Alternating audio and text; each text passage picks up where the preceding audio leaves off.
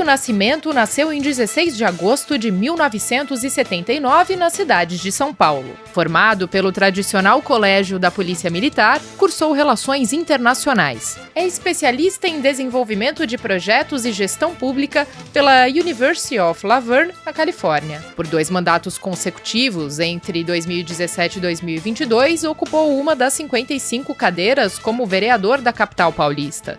Também exerceu o cargo de corregedor-geral da Câmara Municipal de São Paulo. Foi secretário de Justiça e Defesa da Cidadania do Estado de São Paulo e secretário adjunto de Desenvolvimento Metropolitano. Em janeiro desse ano, assumiu o comando da Secretaria de Desenvolvimento Social do Estado de São Paulo, a convite do governador Tarcísio de Freitas. Esta é a 2ª vez que ocupa a posição, estando à frente da secretaria também em 2018.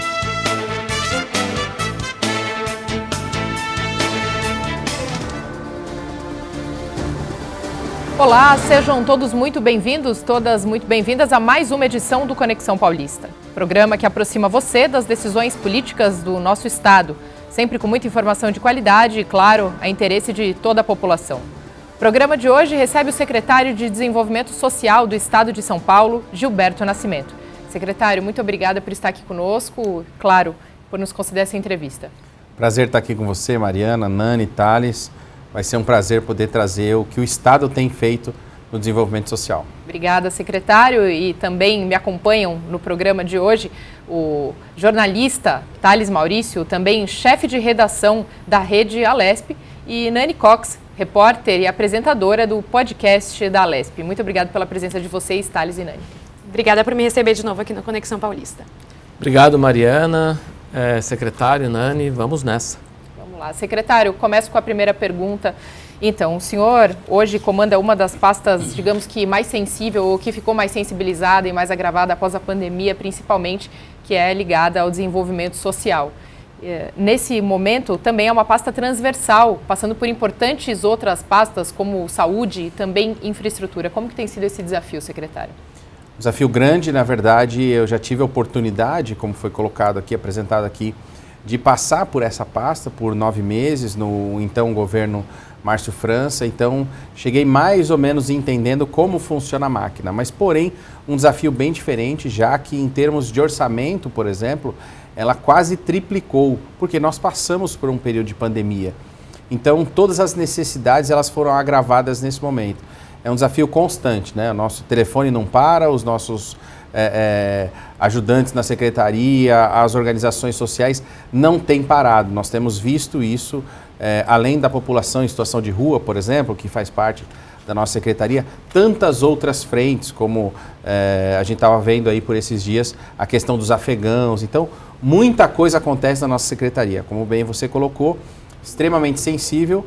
E eu não sei se vocês se recordam, mas no primeiro discurso do governador, no dia da posse, ele começou dizendo que o foco dele será do social, tirar as pessoas da alta vulnerabilidade. Então isso traz para a gente uma responsabilidade muito grande, uma preocupação, mas também uma possibilidade de atuação de maneira transversal com todas as outras secretarias e aí permeando o Estado junto com as prefeituras. Thales Maurício. Secretário, eu gostaria de saber como é que surgiu esse interesse do senhor pela área social, como é que o senhor se aprofundou nessa temática? Aí eu tenho que contar um pouquinho da história, né? Acho que eu venho já desse interesse pelo trabalho social que tanto o meu pai quanto o meu tio, que já foram deputados aqui, né? Carlos Apolinário, meu tio já falecido, meu pai agora deputado federal Gilberto Nascimento, sempre tiveram esse tipo de atuação junto com as igrejas evangélicas, que é a nossa base, né? A nossa base política, dizendo assim. Então a gente sempre deu esse apoio. As igrejas em si, a religião em si, ela está aí para que você aprenda a amar o próximo como a ti mesmo. Então acho que vem daí, né? E aí depois a gente vai desenvolvendo, participando de projetos, o sopão junto com a igreja, vai ajudando um ou outro. E claro, a questão dessa dificuldade que nós tivemos na pandemia, isso agravou demais. Aí a gente começou a fazer um trabalho mais focado, pensando o seguinte: bom, se a população em situação de rua não tem para quem pedir aquele dinheiro para poder se alimentar sequer no Bom Prato, por exemplo, Então, o que a gente está fazendo de diferente? Nada. Então, vamos juntar aí os amigos. A gente começou a desenvolver também outros projetos sociais. No meu mandato de vereador, eu sempre dei apoio aos coletivos de rua. Então, a gente conseguiu trabalhar muito bem isso na questão de segurança alimentar, mas também nessa transformação e desenvolvimento social. Eu acho que todo mundo começa com essa ideia de assistencialismo, mas logo percebe que precisa de algo mais. Precisa dessa mudança que é o desenvolvimento social. E aí cada um toma a sua frente, né? No meu caso, eu tenho, graças a Deus, a oportunidade, graças a Deus e as pessoas que me elegeram já 2 vezes vereador, de poder ter um mandato na Câmara Municipal, o que me faz o trabalho crescer mais ainda e ser observado, por exemplo, pelo governador Márcio, agora pelo governador Tarcísio, e ter esse convite para estar à frente da pasta. Se o senhor me permite, ter passado pela Câmara Municipal lhe concede credenciais para desenvolver o cargo como secretário melhores do que se o senhor não tivesse passado pela Câmara? Que avaliação que o senhor faz? Ô Thales, eu fiz o caminho inverso, né? Eu comecei sendo secretário adjunto de Desenvolvimento Metropolitano, depois eu fui secretário adjunto de Justiça e secretário de Justiça, depois eu vim ser vereador. Então, no segundo mandato, agora voltando para a Secretaria de Desenvolvimento Social. Eu acho que me dá uma certa vantagem de conhecer os 2 lados do balcão. Então, quando eu fui para a Câmara, eu não ficava lá inventando coisas, porque eu sabia que, na prática, o Estado ou a Prefeitura não conseguiria colocar de pé. Às vezes a gente tem uma ideia ótima, mas a legislação não nos permite. Ah, mas você estava numa casa legislativa. Sim, mas você tem outras travas em outras legislações que vão te segurar daquilo acontecer. Então, aprovar um projeto não é uma coisa tão difícil. Regulamentar esse projeto e fazer acontecer, outros 500. Então, eu acho que isso me deu bastante vantagem quando eu fui para a Câmara. Eu fui mais assertivo.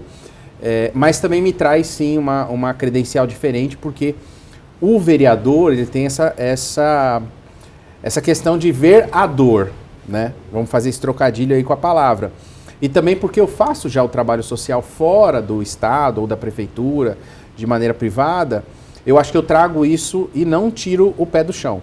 Então, todas as segundas-feiras, eu faço um trabalho de rua sem ser secretário. Eu ponho lá um bonezinho do projeto, camiseta e vou para a rua. Eu preciso estar com o pé no chão. Eu não posso perder isso.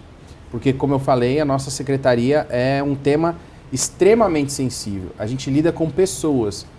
E pessoas que já passaram, muitas vezes, e aí eu vou focar um pouco na questão da situação da pessoa em situação de rua, pessoas que já passaram em algum momento, seja de verdade ou na expectativa de serem atendidas pelo Estado ou pela Prefeitura, e já vieram recebendo não. Então ele chega na ponta lá embaixo. Então é fundamental a gente ter esse contato constante, e aí trabalhar e resgatar esse ser humano que está nessa situação. Agora, secretária, no início da gestão, o governo todo do estado teve um grande desafio que foi a questão do litoral paulista com os deslizamentos. Então, eu queria saber qual que foi a atuação da pasta lá, como é que o senhor conseguiu ajudar as famílias por lá? Bom, para a gente foi um susto, acho que para qualquer um. Eu nunca imaginei passar o que eu passei ali. Eu efetivamente vi crianças sendo tiradas sem vida da lama. Eu cheguei lá na segunda-feira, 8 da manhã, consegui uma carona num helicóptero e chegamos lá. A minha equipe não conseguia chegar. E aí eu comecei a ver um estresse muito grande, um desespero muito grande e até mesmo uma falta de coordenação. Imagina, a gente está aqui, cai uma bomba, cada um sai para um lado e não sabe o que fazer. As pessoas ilhadas, algumas tendo a oportunidade, porque teriam condições de, quando chegar um helicóptero, comprar sua vaga e sair de lá e vir para São Paulo, para outra região, muita gente de idade. Então foi um choque muito grande. Nós atuamos levando aí, para se ter uma ideia, a Secretaria Municipal de Desenvolvimento Social lá do município de São Sebastião, o quadro todo dela é de 23 pessoas. 4 dias depois, nós levamos um ônibus com 35 profissionais da Secretaria, entre eles psicólogos, assistentes sociais e alguns que fizeram um trabalho inclusive de capelania, porque precisava ter gente naquele espaço, aquele IML improvisado que foi criado. Então a gente acabou dando suporte num primeiro momento, obviamente, para as famílias, organizando, acalmando, levando informações. Tanto é que quando o nosso pessoal chegou lá, eu falei, todo mundo coloca o mesmo colete, que é o da Defesa Civil. Então a gente veio aqui para ajudar as pessoas, não importa se é nossa pasta ou é outra, não importa. A gente vai fazer esse trabalho. E depois, num segundo momento, a gente começou a cuidar, aí sim, dos profissionais da prefeitura. Imagina o seguinte, Nani, uma professora de creche que está lá na região e que de repente vem uma chuva, ela é acostumada a cuidar ali de 15, 20 crianças, daqui a pouco vem uma chuva, morrem mães, crianças, às vezes familiar dela, e aquele ambiente que era um ambiente propício para a educação, para a alegria, para a transformação daquelas crianças, vira a casa delas, com todos os problemas possíveis e imagináveis.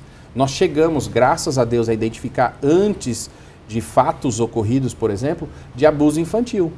Porque estava todo mundo da cidade dentro de escola, dentro de creche, esperando comida. Então pensa numa loucura, assim.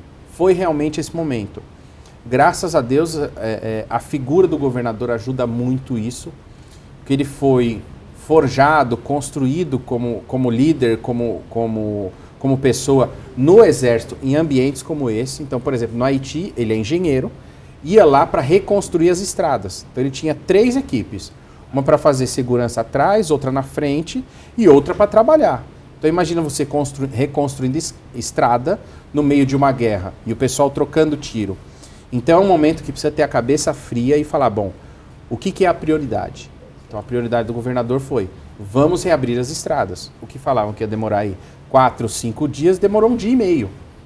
Claro, a gente tem que agradecer muito as empresas que foram lá, todo mundo se doou. Eu quero aproveitar também e agradecer o Brasil inteiro, né? Eu recebi ligações, porque o pessoal ligava para o estado, passava o meu celular e muita gente, assim, supermercado de Criciúma, sabe? Uns lugares que você não imagina, as pessoas mandando doações. Para a gente foi bom para ver esse lado positivo do brasileiro. Acho que nós aprendemos isso, a gente entendeu o que é a necessidade do próximo. Nós estamos trabalhando agora, isso nos deu um ensinamento muito grande, né? Nós temos o Conselho do Sul e Sudeste dos Estados, o COSUD.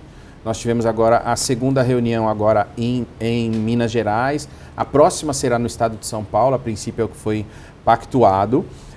E nós já apresentamos um plano emergencial para essas catástrofes, né? Para deslizamentos, chuvas, em conjunto com o Sul e Sudeste, né? Entre os estados. E aí eu falo especificamente do desenvolvimento social. Nós precisamos estar preparados, assim como a Defesa Civil está preparada e tem a possibilidade de, olha, choveu ali, pega um helicóptero, vai, cuida das pessoas. O dia 2, ele é da assistência e desenvolvimento social. São dos assistentes sociais, são dos psicólogos. Então, isso também nos ensinou, nos trouxe essa lição e o Estado agora está mais preparado com isso, inclusive abrangendo aí as questões dos estados do Sul e Sudeste. Secretário, nós acompanhamos aqui dentro da Assembleia Legislativa do Estado de São Paulo o momento, o passo número 2, né, de toda essa tragédia que a Nani trouxe aqui para a gente, de todos os deputados, de todas as comissões, enfim, se mobilizando, se organizando para tentar criar e fomentar políticas públicas, já se adiantando a possíveis eventos como esse que possam acontecer no futuro. Como esse trabalho dos parlamentares aqui da LESP, das comissões, das frentes parlamentares, consegue de alguma forma auxiliar o seu trabalho como secretário, como chefe dessa pasta? Olha, é fundamental essa relação com a Assembleia, né, e as secretarias de Estado.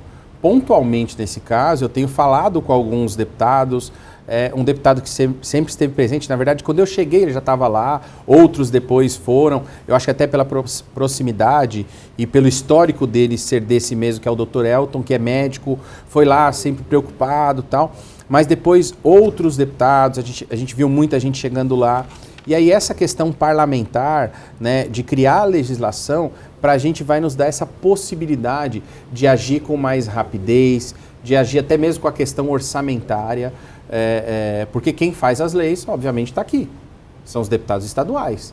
Então, essa relação que a gente tem construído, a gente tem trocado muitas informações das necessidades do social no Estado como um todo. Mas, sim, nós ficamos aí um bom tempo conversando com os deputados, deputadas, exatamente para criar legislações para que nos deem essa possibilidade dessa atuação já no dia 2. No dia 2, precisou de alguma coisa, a gente tem que estar lá. A gente não pode ficar preso a uma legislação porque não previa isso. Então vamos sim pegar esse aprendizado, né? E aí, trabalhando com a Assembleia Legislativa, e aqui eu tenho que agradecer os deputados, alguns estiveram na secretaria, outros eu fiz questão de estar aqui no gabinete, para a gente poder construir essas políticas públicas e dar esse norte. Secretário, falando sobre erradicação de pobreza, né? Esse é o maior desafio global e indispensável para o desenvolvimento sustentável, segundo a própria ONU, né? Pelo Plano Estadual de Assistência Social, que está disponível inclusive no site da Secretaria, consta a informação de que a gente tem 11% da população do estado de São Paulo vivendo em condição de insegurança alimentar. Isto é, né, não tem ali o acesso àquela alimentação considerada ideal durante as 24 horas do dia.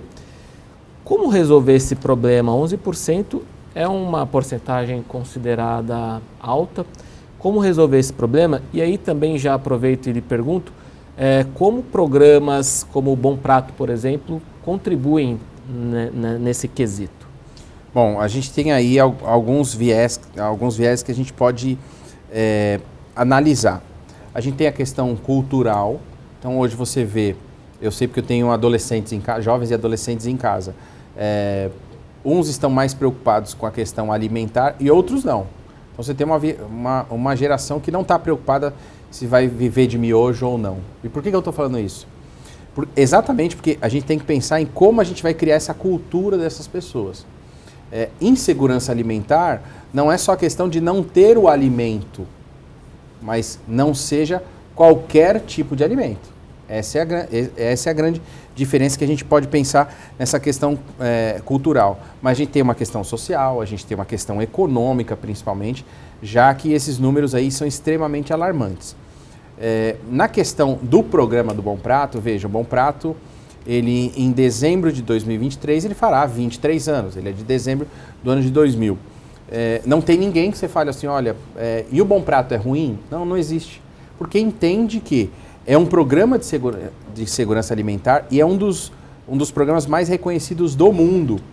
A gente ainda não tem todas as informações, mas eu creio que ele estará entre um dos maiores do mundo. Reconhecido ele já é, mas a gente falta agora ter esses números. Da América Latina a gente sabe que é o maior do mundo. Nós temos a entrega aí de milhares de refeições, mais de 130 mil refeições por dia nas unidades do Bom Prato. A nossa preocupação ela é constante, então o governador me autorizou num plano de organização, ele mesmo anunciou na campanha a possibilidade de crescer 30 Bom Pratos no primeiro ano, 30 no segundo.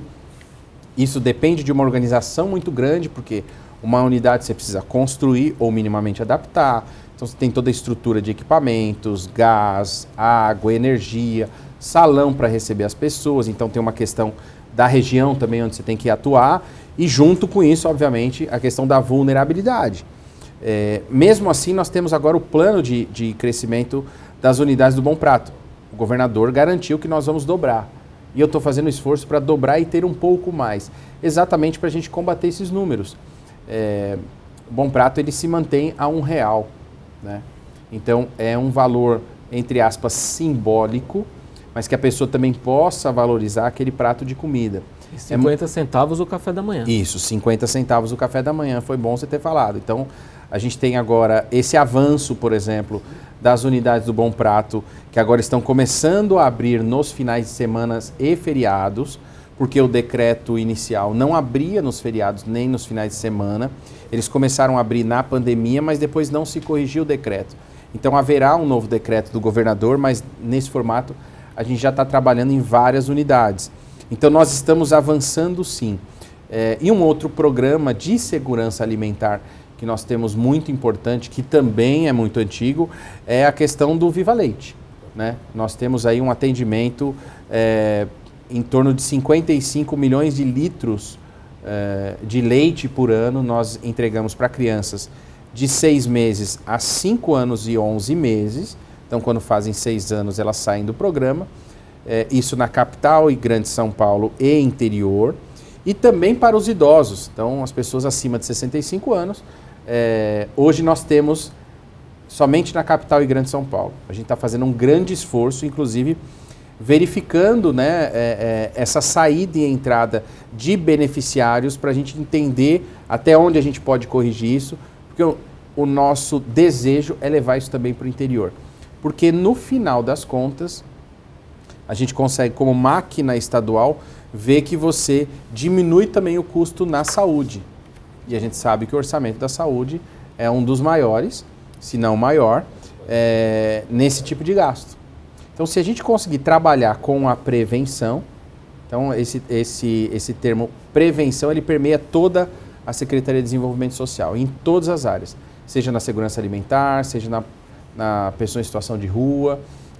Então, nós estamos também com esse programa de segurança alimentar, com o Bom Prato, com o Viva Leite, tentando prevenir cada vez mais essa falta de vitaminas, minerais que as pessoas possam ter. Porque, no caso, só para concluir, desculpa. Não, pode ir. No caso de crianças, é fundamental essa alimentação na primeiríssima infância. Senão ela não vai ter o mesmo acompanhamento cognitivo em vários pontos da sua vida. Então, queira ou não, a segurança alimentar, ela garante um cidadão melhor lá na frente. Secretário, ainda sobre o Bom Prato, o senhor falou dessa questão de 30, né, no primeiro ano. Queria saber quantos que já foram inaugurados ou quantos estão aí para inaugurar nesse primeiro ano.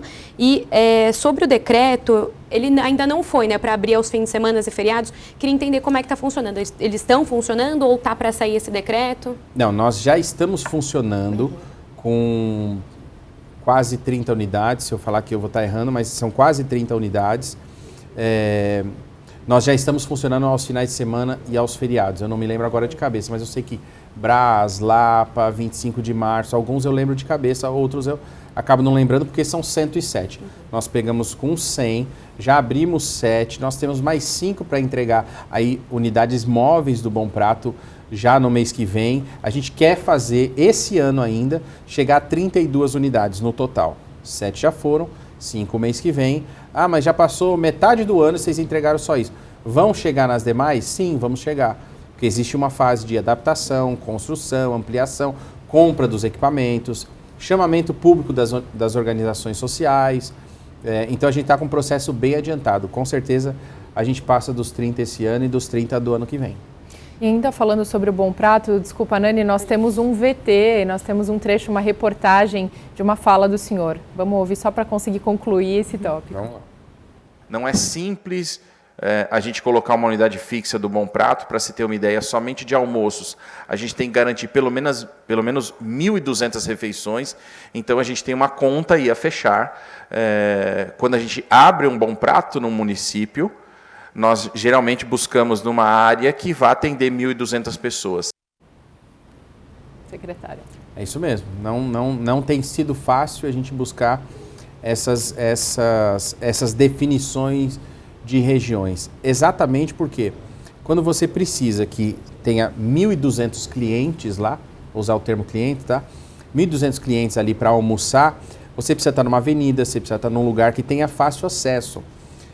Isso traz para a gente um custo maior, porque obviamente numa avenida o aluguel é mais caro, a estrutura é mais cara, mas também traz uma distância da periferia, daqueles que também estão precisando. Daí sim a ideia do Bom Prato móvel, né? Por isso que a gente vai ampliar muito os móveis, a gente quer colocar aí unidades móveis em todos os Bom Pratos fixos e também o novo modelo que a gente quer fazer, que é uma cozinha central, e aí com os móveis espalhando nessa região. Então, por exemplo, se a gente pegar hoje, a gente tem uma legislação que, um decreto que diz, a partir de 140 mil habitantes você pode ter um Bom Prato, tá? Mas você tem cidades, por exemplo, como Itanhaém, Bertioga, né? Que até daria, se você fosse pensar, não pelo número de habitantes, mas até daria para você colocar um Bom Prato, mas iria ficar ali perto da praia, porque ela é praia, os prédios e o comércio, depois a linha do trem, depois a estrada e depois os bairros periféricos. Nesse caso, não dá para se atender os bairros periféricos. Daí vem essa inovação do governo Tarcísio de montar essas cozinhas centrais. Então, nesse caso, por exemplo, a cozinha central não precisa ficar aqui. Ela pode ficar num imóvel mais em conta, até porque ela é fechada, e daí para frente a gente fazer a distribuição lá realmente aonde as pessoas precisam. O Bom Prato ele não é somente a ideia de assistencialismo. Algumas inovações a gente está colocando. Então, a possibilidade desse novo decreto de termos assistentes sociais acompanhando essas pessoas até para essa abordagem. Porque se a gente tem um equipamento que as pessoas que precisam vão lá e se juntam naquele momento, por que não fazer a abordagem de outros serviços? De repente é uma questão do desenvolvimento econômico do trabalho, pode ser uma questão de saúde. Então a gente está também colocando isso no novo decreto do Bom Prato. Só aproveitando, secretário, Mariana, já que a gente está falando de investimentos, projetos, o orçamento da pasta de desenvolvimento social é da ordem de 1,4 bilhão de reais. É o suficiente para promover o desenvolvimento social no estado de São Paulo? Ou isso precisa melhorar? Qual é a avaliação que o senhor faz? Eu já fiz minha peregrinação aqui na Assembleia, já falei com alguns deputados e deputadas, né? Já estou chorando aqui um pouco, o governador inclusive está ciente disso. Boa parte desse investimento aí no desenvolvimento social, porque a gente não fala que é custo, a gente fala que é investimento, a gente quer desenvolver as pessoas. Nós estamos estudando de uma maneira diferente para fazer essa transformação mesmo de assistência para desenvolvimento social. Então nós temos alguns programas de transferência de renda, por exemplo. Como é que a gente sabe se esse programa de transferência de renda está fazendo a diferença no município de Apiaí, por exemplo, com aquele jovem que está estudando? Hoje a gente tem uma distância muito grande nessa relação. Então, se a gente começa a colocar algumas condições para que ele possa realmente estar mais próximo desse desenvolvimento social, e não são condições proibitivas, não.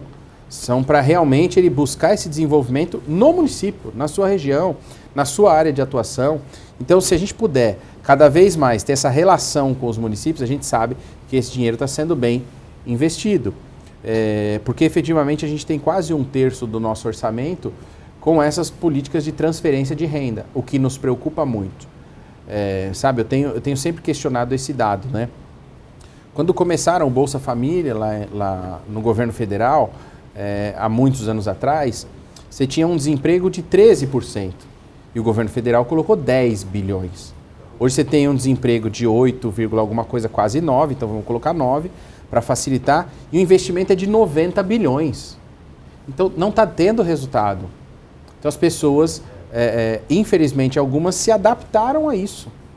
E não é isso que a gente quer. A gente quer que as pessoas se desenvolvam. Essa é uma das nossas tarefas. Então eu acho que o orçamento é bom, é bom. Pode ser mais? Pode, porque a gente tem várias ideias, né? A gente vê realmente, por exemplo, se a gente for fazer um paralelo, as pessoas em situação de rua, os afegãos, o quanto a gente corre atrás para fazer as coisas, sempre num orçamento enxuto. Então, eu acho que e aí vou puxar a sardinha para o meu lado, como o desenvolvimento social, ele pode trazer o extrato de políticas públicas que não deram certo, então essa pessoa chega para a gente atender, ela também tem que ser prioridade. O que o senhor acha? Desculpa, Mariana. O que o senhor acha que o senhor falou que precisa, que não está dando resultado, que precisa mudar? Na sua visão, o que precisaria mudar nesses programas de transferência de renda aqui no estado de São Paulo para que comece a dar um resultado melhor? Sim, a gente precisa, na verdade, primeiro, conseguir medir que essa pessoa está se desenvolvendo. Então, vou dar um exemplo claro, por exemplo. Até de um programa que tem a ver conosco, mas está numa outra secretaria, está no desenvolvimento econômico, que é o Bolsa Trabalho. O Bolsa Trabalho é um valor que o Estado coloca nos municípios para que eles possam dar vagas de trabalho para as pessoas que têm necessidade lá para trabalhar dentro da prefeitura. Então, às vezes, é um ajudante de merenda, é um rapaz que está ajudando dentro da prefeitura, na Secretaria de Habitação, do que for. Esse é um dinheiro que o Estado coloca para você contratar pessoas lá na prefeitura, ok? Então, a princípio, ele está trabalhando para a prefeitura. Num primeiro momento, você fala, não faz sentido o Estado gastar assim. Na verdade, o Estado, ele é o Estado, ele está deslocado, você faz o trabalho na cidade mesmo. Então, pensando nesse formato, hoje a gente não tem essa possibilidade do acompanhamento do seguinte, tá bom, qual é o perfil dessa pessoa? Essa pessoa passou por algum programa, está acontecendo um desenvolvimento, né, ou não, ou ela foi escolhida a dedo, seja por uma questão política ou não, né, de repente sai um grupo, muda o outro, o cara tem lá 200 vagas para contratar, olha, muda todo mundo. Isso, a gente não pode esconder o sol com a peneira. Isso pode sim acontecer. O que nós estamos fazendo como Estado? Então, por exemplo, a minha fala com o governador agora no avanço do Bolsa Trabalho, já que nós estamos tratando as pessoas em situação de rua, a questão de drogadição, eu preciso dar uma saída para eles. Então, será que o Bolsa Trabalho, por exemplo, não é um desses caminhos? Então, vamos imaginar que nós saímos aqui da Assembleia, identificamos um rapaz que ele vou usar o exemplo de novo, de Apiaí. E ele veio aqui para tentar a vida, não conseguiu, entrou nas drogas. A gente vem, faz o tratamento, o Estado vai lá nesse investimento, recupera essa pessoa, só que se eu também não der um caminho de saída, a chance de voltar é muito grande. Então o Bolsa Trabalho, por exemplo, é um desses que a gente não estava vendo 100% do desenvolvimento e que agora a gente vai começar a colocar parte disso para essas pessoas que estão desenvolvendo esse tratamento e que precisam depois tomar conta da própria vida através do seu emprego, do seu ganho. Então, vagas do Bolsa Trabalho agora serão também parte indicadas pelo desenvolvimento social, por esse trabalho no estado inteiro que a gente vem fazendo. Então, eu quis dar esse exemplo para tentar ficar bem compreensível essas mudanças que a gente quer fazer. Agora, secretário, pegando esse mesmo exemplo que o senhor deu, temos um outro tema muito sensível aqui no estado de São Paulo, principalmente na capital, que é a questão da Cracolândia, os dependentes químicos, né, essas mini Cracolândias que nós estamos assistindo, né, se movimentando muito pela capital paulista, também pelo interior, em diversos outros municípios. Eu gostaria que o senhor falasse por onde começar ou por onde a sua secretaria pensa ou está trabalhando para resolver esse problema. Também se fala muito, polemicamente, sobre internação compulsória ou não. Gostaria de ouvir a sua resposta, mas antes nós vamos fazer um rápido intervalo. Resposta fica para o próximo bloco. Tá bom.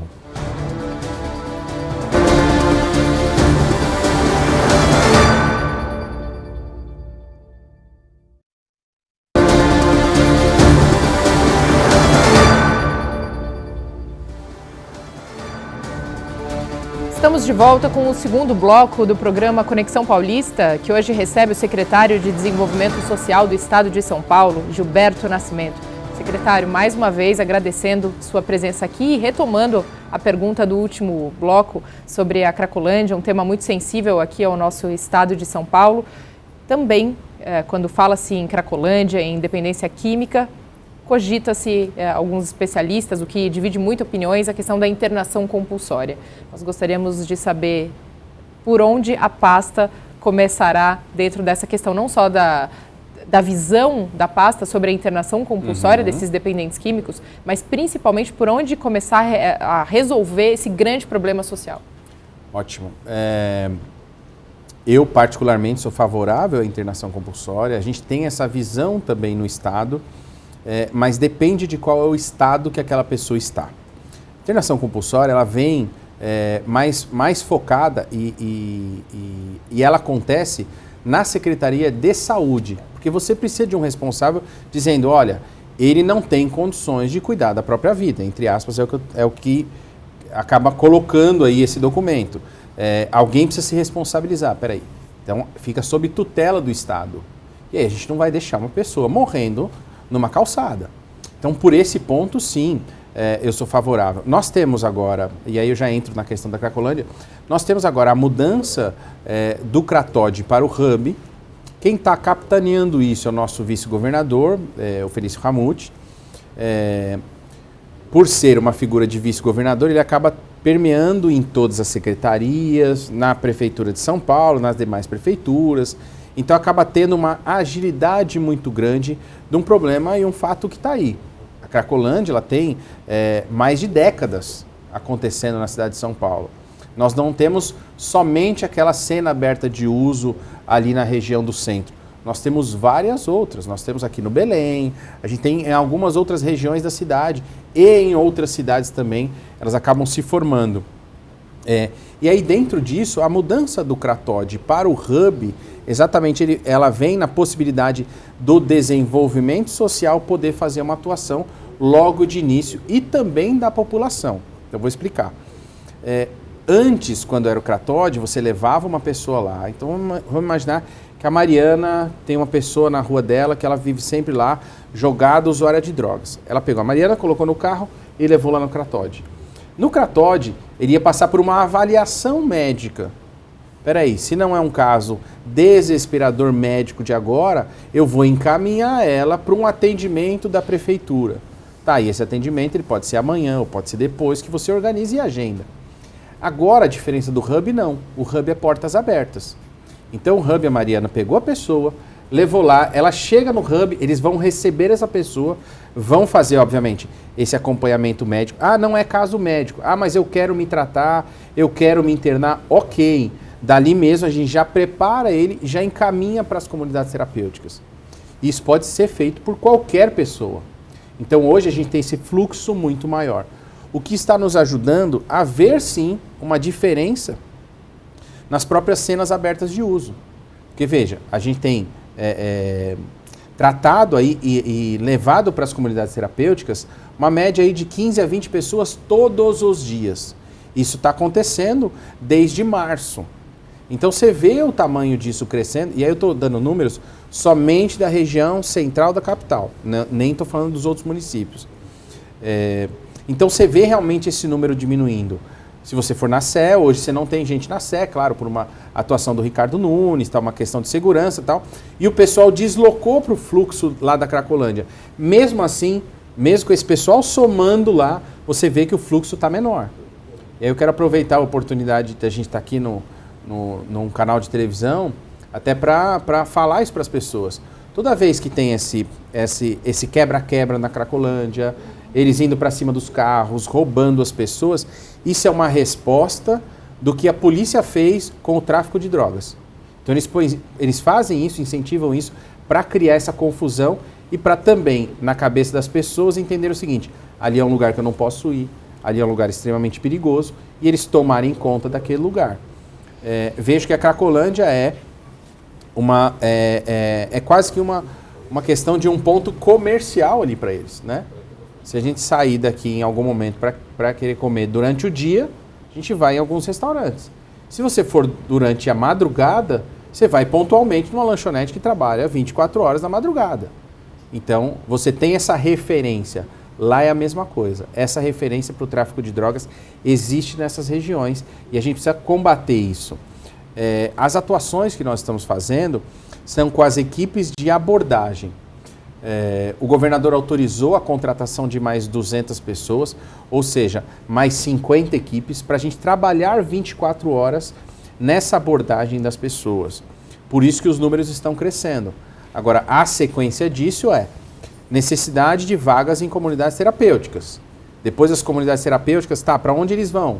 Eles vão para um local de abrigamento, eles vão para um local, por exemplo, com essas nossas casas, que é esse modelo novo, que essa gestão implantou agora, que é um acompanhamento por até 2 anos dessas pessoas.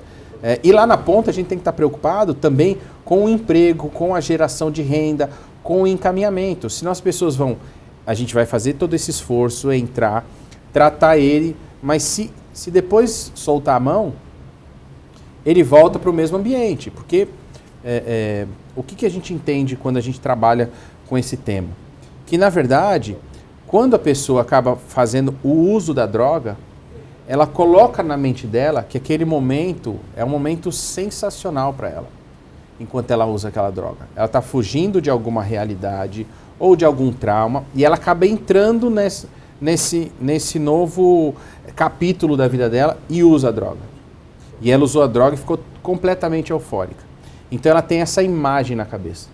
Depois de um certo momento, se você não trabalhar para cobrir essa imagem com outras percepções, e aí pode ser a mãe, pode ser o trabalho, pode ser a própria recuperação, uma palavra de reconhecimento, um elogio, lá na frente, se você não cobrir essa imagem, a chance dele, na hora que tiver o gatilho, voltar naquela imagem e voltar ao uso de drogas é grande. Porque você usou a droga uma vez, é um efeito. No outro, você vai diminuindo o efeito. Por isso que eles usam cada vez mais. Então, é sempre tentando buscar aquela imagem inicial. Então, o nosso trabalho ele tem que ser constante. A diferença que que esse governo está fazendo é, nós não queremos mais grandes estruturas nem grandes instituições. A gente não quer pegar, por exemplo, um local para colocar 1.000 pessoas. 1.000 pessoas a gente não vai conseguir cuidar. Mais ou menos a ideia aqui. Se vocês tivessem 4 pessoas para entrevistar, ia falar muito pouco de cada um. Vocês iam extrair muito pouco de cada um. Como é um só, você tem mais atenção, extrai mais isso dessa pessoa. Então a gente precisa ter esse tempo e essa relação pessoal. O trabalho não tem jeito, tem que ser personalizado. Então a questão da droga como um todo, ela tem que trabalhar essa questão da personalidade. E aí eu falo de droga, mas também falo da pessoa em situação de rua. Boa parte dela, sim, está usando drogas. A gente sabe que alguns não estão, alguns conseguem se segurar nisso por uma questão econômica e vários outros fatores pessoais, psicológicos, estão na situação de vulnerabilidade nas ruas, mas uma boa parte aí, não vou falar nem de maneira irresponsável, mas eu acho que mais de 70% com certeza estão usando drogas, lícitas ou ilícitas. O álcool hoje está muito presente nas ruas. Então é fundamental, e essa é a grande conta do Estado. Como pegar uma dificuldade e um problema tão grande no tecido da sociedade, uma máquina tão grande e fria que é o governo do Estado, com os seus profissionais, e trabalhar de maneira pessoal. Porque se eu fui para a rua, eu fui por um motivo. Se o outro foi para a droga, foi por outro motivo. Não dá para a gente imaginar que, olha, existe um padrão e todo mundo vai entrar nesse padrão. Não vai entrar. Eles vão ficar na rua. Eles vão ficar usando droga. Então, se a gente não entender que cada ser humano vai ter que ser trabalhado de uma maneira diferente, então a gente vai ter que ter, se tiver 80.000 pessoas, vão ter que ter 80.000 profissionais? Não necessariamente. Entra nos equipamentos, mas nos equipamentos eles têm que se sentir acolhidos. Nos equipamentos eles têm que se sentir realmente reconhecidos, amados. E eu falo de amor assim, sem dificuldade nenhuma. Porque eu acho que precisa criar esse vínculo mesmo. Né? Por que a gente vê hoje muitos coletivos de rua, né? A moçada indo lá entregando a comida e crescendo e expandindo e cada vez atendendo mais? Porque a grande diferença é que eles estão indo lá para dar atenção. Então eles cuidam realmente daquela pessoa, independente do histórico dela. Ninguém chega lá e fala, você tem passagem pela polícia? Não, o cara chega lá, entrega o marmitex, senta. Às vezes é um grande empresário que pode ter até sido o patrão que mandou aquele cara embora. Nem sabe, mas vai lá, senta, dá atenção. Nessa vinculação da atenção é onde a gente quer começar a resgatar essas pessoas. Por isso que o que nós estamos fazendo, o grande esforço é pegar as prefeituras, o trabalho das prefeituras, o trabalho do Estado. Primeiro, mostrar que nós não somos concorrentes nesse trabalho. A gente está no mesmo trilho e um está para ajudar o outro. No nosso caso, cofinanciar os municípios. A gente precisa pegar um empresário também que pega o dinheiro dele e dá para os coletivos irem lá e fazer o evento com a população em situação de rua, dar o marmitex. A gente precisa deixar ele aqui na ponta e a gente precisa também pegar esse pessoal que tem essa relação e começar a trazer e fazer essa passagem nos equipamentos. E ficar por esse tempo junto. Mas com a certeza de que aqui na ponta ele vai ter a possibilidade ou a chance de sair para o emprego, de sair para a sua renda. Porque senão é aquilo. Eu vou te convidar para a gente ter uma jornada junto. Mas eu falo assim, não, você vem comigo só no primeiro momento. E no segundo? Eu nem falo do segundo, você não vai. Não adianta.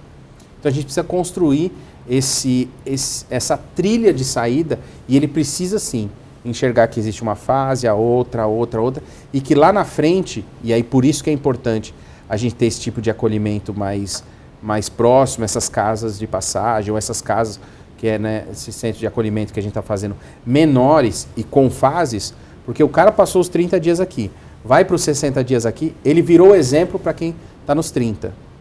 Depois ele vem aqui, ele virou exemplo. Então a gente precisa disso para criar um caminho de saída.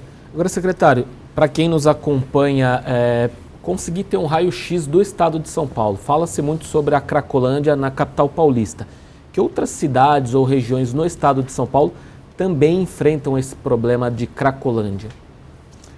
Eu ouso te dizer que qualquer cidade acima de 100 mil habitantes, você tem núcleos, cenas abertas de uso, como a gente tem dito, né, de usuários de crack. A gente, infelizmente, tem casos, por exemplo, de pessoas sendo pagas no interior para trabalhar com cana, por exemplo, com droga. Então o cara vai lá, trabalha, corta a cana e o cara paga em droga.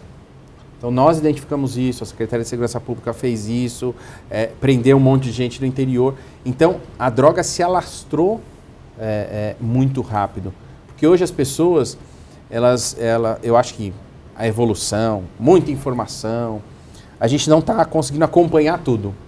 E muitas pessoas acabam indo e se sentindo ou para trás, né, ou por alguns problemas pessoais, ou por isso também acaba achando um outro caminho. Né? O ser humano ele precisa ter um reconhecimento mínimo, uma sensação de pertencimento. E às vezes ele não tem essa sensação de pertencimento dentro de casa, ou dentro da escola. Eu tenho um trauma aqui, vou falar abertamente, eu um dia quero ser professor. Porque um dia uma professora falou para mim, você não vai servir para nada, você não entende nada de matemática. Tá? Eu falei, um dia eu vou ser igual a ela. Então ainda tenho um sonho de um dia poder dar aula de alguma coisa. Mas é isso, porque eu recebi uma palavra negativa. Claro que aquilo eu recebi, você vê que eu tô com esse trauma até hoje, né? Vocês viram isso? Mas eu resolvi focar minha vida em outras coisas, então não fiquei preso àquilo. Mas alguns ficam presos nessa palavra e acabam saindo e indo para usar droga. Então, hoje, infelizmente, a gente está no estado inteiro. Acho que o governo de São Paulo, com essa possibilidade aí, de criar o Muralha Paulista, que é esse conjunto de monitoramento, de câmeras e de inteligência mesmo, no estado inteiro, pode e deve inibir muito o tráfico de drogas, mas a gente tem que entender que a prevenção ainda é o melhor caminho. Então, quando você vê uma pessoa mais isolada, mais quieta, mais parada, mudando um pouco o seu jeito natural de ser, de repente ela é mais quieta, daqui a pouco está muito falante, vale a pena a gente conversar. Poxa, você está legal? Como é que tá? Quem sabe a pessoa se abre e fala, cara, eu estou errando. Pô, então peraí, então deixa eu te dar o braço aqui, não erra não, cara. Quando você for cair, me fala, eu venho conversar com você. Eu acho que é dessa maneira, né? A gente erra e a gente começa a usar droga aqui dentro. Secretário, sobre as casas terapêuticas, eu queria que o senhor explicasse melhor esse modelo e também falasse sobre a casa de acolhimento da população LGBTQIA+, que também tem, né, essa dentro da estrutura da Secretaria. Isso, essa casa LGBT, a masculina, a feminina, ela é o mesmo padrão. Claro que atende públicos que se identificam de maneira diferente. Mas nós temos essas casas, então, num processo de 24 meses.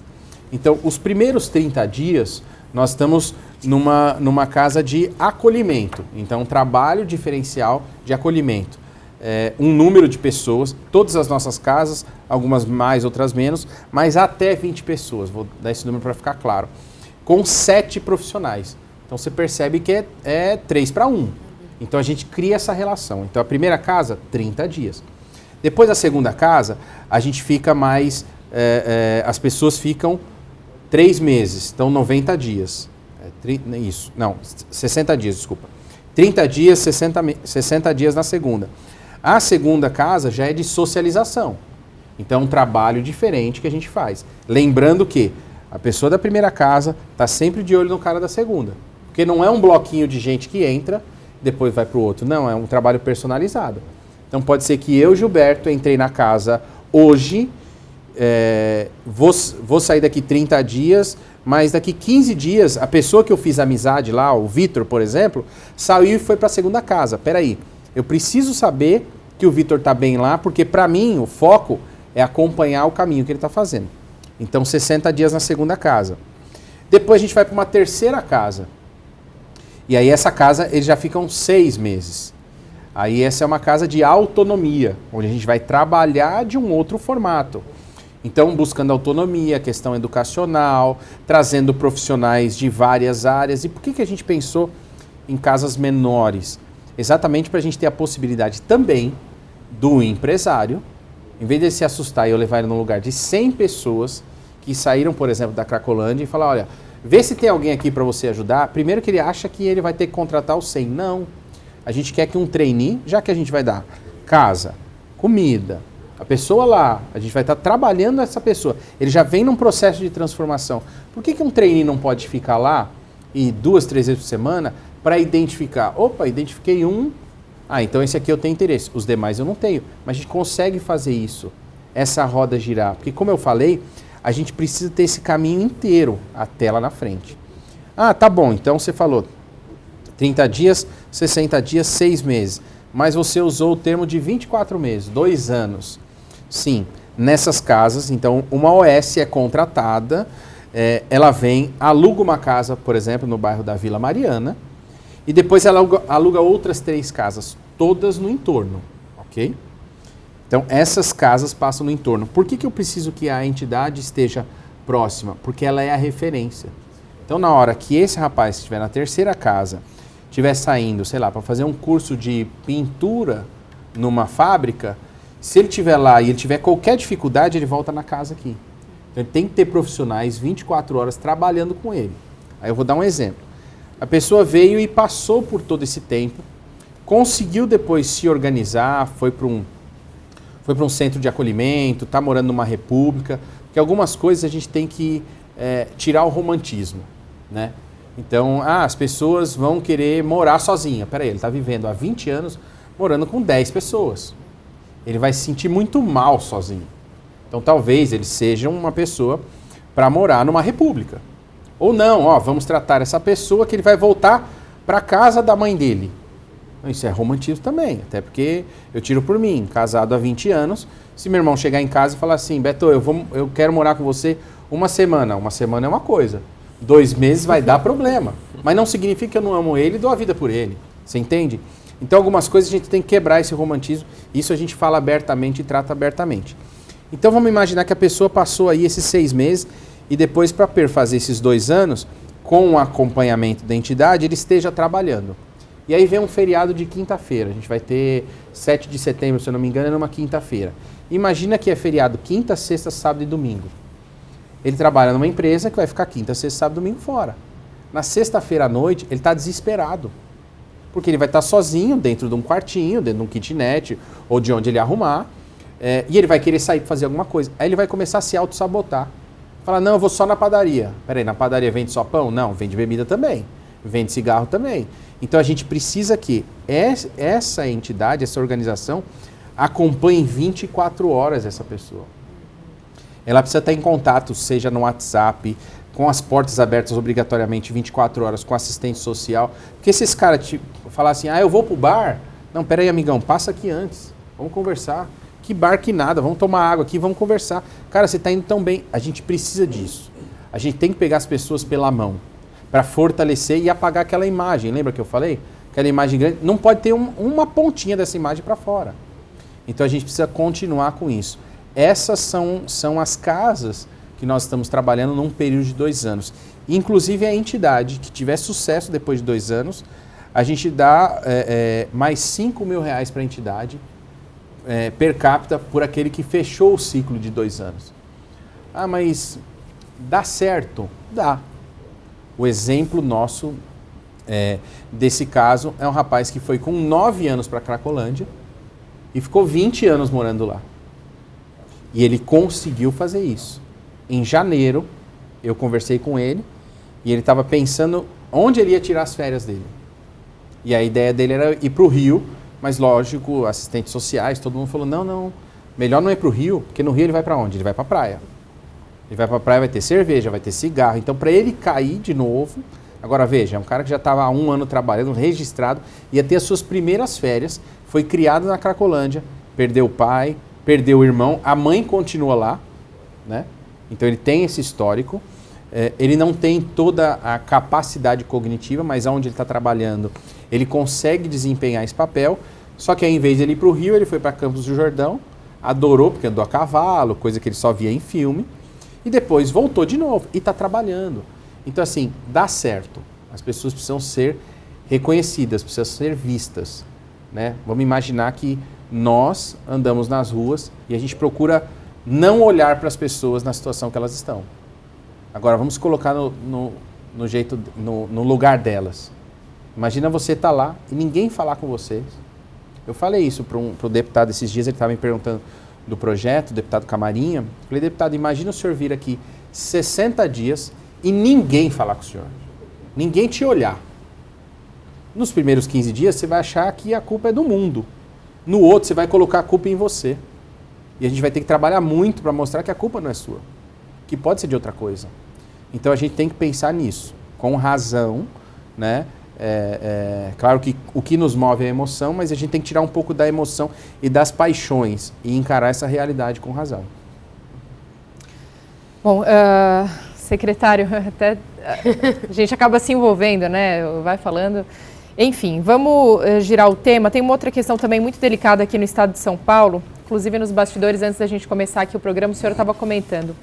É a questão dos afegãos no aeroporto de Guarulhos. Hoje são mais de 100 pessoas nessa situação. Isso. Como que o Estado tem lidado com essa realidade que virou manchete, inclusive, internacional? Né, exatamente. A gente precisa entender primeiro o perfil, né? Lá você tem 4 etnias diferentes. As pessoas que chegam aqui, muitas delas conseguiram pagar $10 mil para chegar no Brasil. Então, não é uma pessoa com um baixo nível, né, econômico, educacional de lá que está conseguindo vir. É uma outra população. E, claro, quando chega aqui, ele chega no Brasil como um caminho de passagem. O sonho deles é ir para os Estados Unidos ou ir para a Europa. O Brasil deu a liberação de 11.400 vistos humanitários para eles. A gente sabe que mais de 4 mil pessoas já passaram por São Paulo e aí chegando objetivamente em Guarulhos.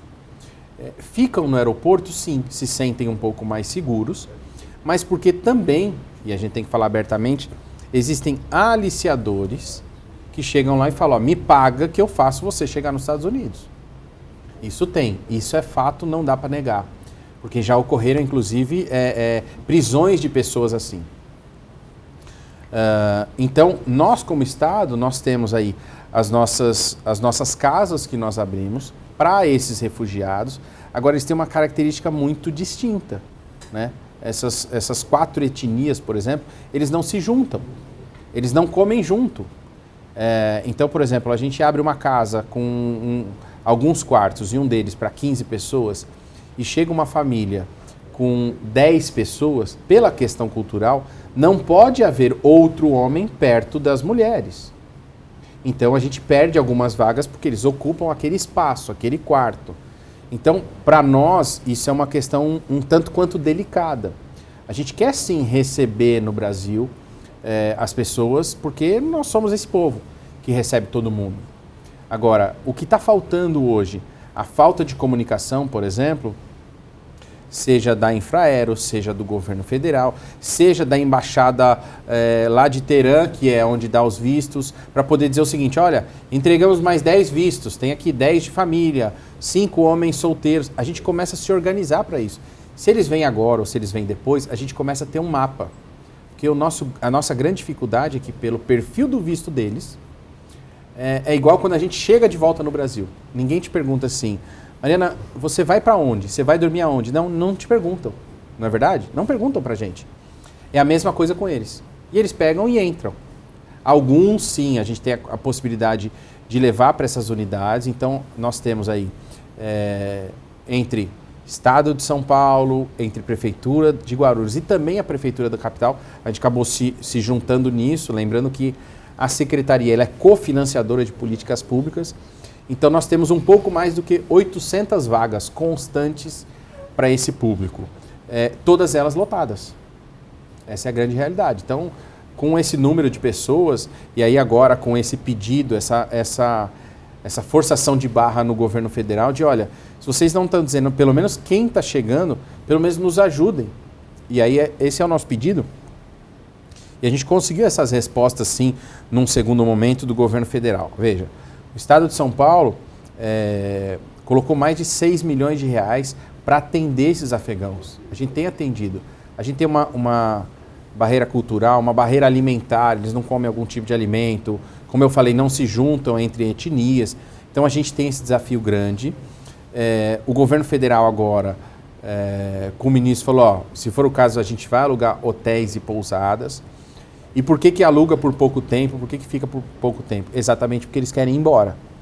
Então, a média deles aqui é de 5 meses no Brasil. Quando você senta com algum deles e fala, olha, eu vou te arrumar um emprego, eu vou te arrumar um serviço, eu vou te arrumar um local, ele faz conta na hora. E eles estão acostumados com o dólar. E o dólar aqui é muito valorizado e o nosso real é desvalorizado. Então eles não querem. Eles falam, não, é melhor eu esperar, eu consigo ir embora porque eu vou fazer um negócio em dólar. Então eles acabam não se, entre aspas, se sujeitando a isso. Né? Tem também essa barreira cultural, a barreira linguística, né? São mais de 30 dialetos que eles falam só naquele país. Então é um negócio, é uma guerra que está trazendo eles para cá de uma maneira, num volume muito grande. O nosso pedido para o governo federal é que ele faça exatamente o que ele está fazendo em Pacaraima, por exemplo. Lá em Pacaraima, a gente sabe que no auge ali dos venezuelanos entrando, chegaram a entrar 2.000 pessoas num dia só.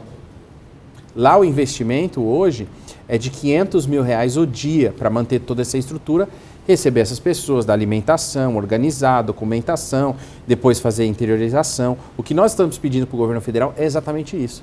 Não precisa ser exatamente esse valor, até porque o número aqui é menor, mas a gente precisa ter esse fluxo constante para poder dar esse respaldo a essas pessoas. Hoje a gente não tem. O governo federal, enquanto o governo estadual coloca o valor que coloca, o governo federal colocou R$240 mil. Então a gente precisa dessa ajuda. Esses dias aí que passaram, a gente fez algumas reuniões, né? O ministro tem se colocado, eu acho que agora ajusta sim. Agora, do jeito que nós estamos abertos à nossa fronteira, eu faço uma crítica também para essa política de imigração. A gente precisa, tá bom, vamos receber todo mundo, não importa de onde é, mas a gente tem gente para cuidar aqui. A gente tem mais do que muitas cidades morando nas calçadas só na cidade de São Paulo. Então a gente precisa também ter esse entendimento. Secretário, não podia deixar de perguntar sobre combate ao trabalho infantil, essa que é uma das bandeiras da sua história como político, né? Segundo dados do IBGE, a gente tem algo em torno de 2 milhões de jovens, crianças e jovens, né, que se encontram em situação de trabalho infantil. Isso é um dado de 2019 do IBGE.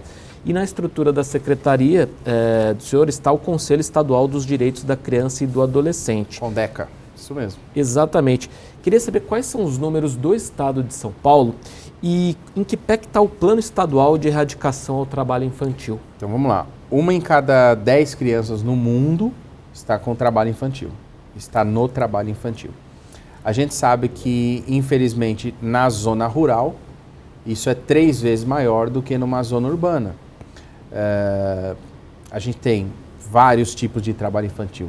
Desde aquela criança que fica em casa cuidando dos irmãos, que poderia estar aprendendo outra coisa, e aí é um problema econômico, mas a gente também tem o problema social, a gente tem o problema cultural, por exemplo, como esses índios venezuelanos que vêm para cá, vão para o interior e colocam sim as crianças para coletar, né, que é o termo que eles usam, para pedir o dinheiro. Então, a gente tem algumas frentes a combater. A gente sabe do tráfico de drogas que fica aliciando menores.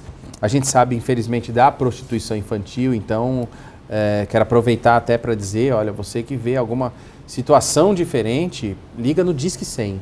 É o Disque Denúncia do Estado. Para a gente é fundamental, porque a gente precisa, sim, enxergar onde é que está acontecendo isso cada vez mais. Como você falou do Plano Estadual do Trabalho Infantil, nós devemos lançar agora com o governador, então está previsto aí entre julho e agosto esse lançamento do Plano Estadual do Trabalho Infantil, né, de erradicação do trabalho infantil, e para a gente é fundamental ter essas informações. É um trabalho que vem sendo feito há 5 anos, inclusive com o mapeamento desses focos de trabalho infantil, né, que a gente tem no estado de São Paulo. Então é uma guerra constante que a gente vai ter, mas para isso o Estado não enxerga a todo tempo. Por isso que a gente fala sempre que tem oportunidade.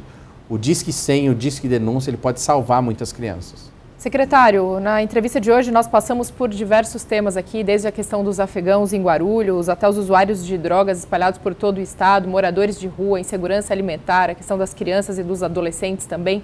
Qual marca o senhor gostaria de deixar ao final da sua gestão como secretário de Desenvolvimento Social do Estado? Bom, eu entendo que até o final da gestão a gente tem muita coisa para fazer e muita gente para ajudar.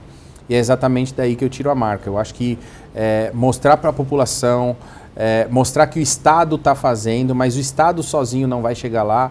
Então, para a iniciativa privada, para a população como um todo, lembrar que do lado sempre tem alguém que você consegue pegar pela mão, dar um passo a mais e fazer com que ela se desenvolva. Eu acho que essa é a grande marca. Maravilha. Gostaria de agradecer demais aqui a presença do secretário de Desenvolvimento Social do Estado de São Paulo, Gilberto Nascimento. Também, claro, a presença dos jornalistas Thales Maurício, nosso chefe de redação da TV Alesp, e Nani Cox, apresentadora do podcast da Alesp. Secretário, mais uma vez, um prazer. Eu que agradeço. A vocês que nos acompanham de casa, muito obrigada pela sua audiência. Até a próxima quinta-feira, a partir das 21 horas, 9 horas da noite.